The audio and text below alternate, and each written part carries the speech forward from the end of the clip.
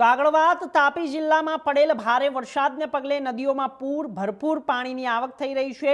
નદીઓમાં પાણીની આવક થતાં જ પંચાયતના હસ્તકના 43 જેટલા રસ્તાઓ પાણીમાં ગરકાવ।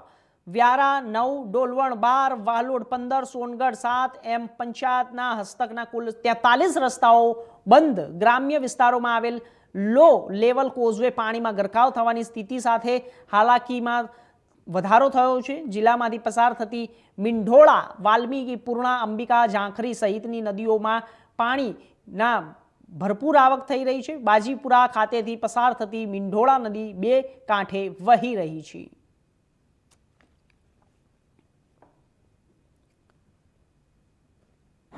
તાપી જિલ્લામાં છેલ્લા 24 કલાકથી વરસેલા ભારે વરસાદના કારણે તાપી જિલ્લાનું જનજીવન પ્રભાવિત થયું છે। જો વાત કરવામાં આવે તો ડોલવણ, વાલોડ અને વ્યારા વિસ્તાર સૌથી વધુ પ્રભાવિત થયો છે, જેના કારણે હાલ જિલ્લાના 43 જેટલા ગ્રામીણ વિસ્તારના પંચાયત હસ્તકના માર્ગો બંધ થયા છે અને લોકોની અવરજવર અટકી પડી છે। આપ દ્રશ્યમાં જોઈ રહ્યા છે તે વાલોડ તાલુકાના બાજીપુરા ગામથી પસાર થતી મીંઢોળા નદી છે, જે હાલ બે કાંઠે વહી રહી છે અને મીંઢોળા નદીનું જળસ્તર વધ્યું છે। સામે પાર બાજીપુરાથી સામે પર હાલ જે કુંભારવાડ વિસ્તારનો જવાનો માર્ગ છે તે પણ પાણીમાં ગરકાવ થઈ ગયો છે, જેના કારણે હાલ તો આ વિસ્તારમાં લોકોનો સંપર્ક તૂટ્યો છે, લોકોની અવરજવર અટકી પડી છે।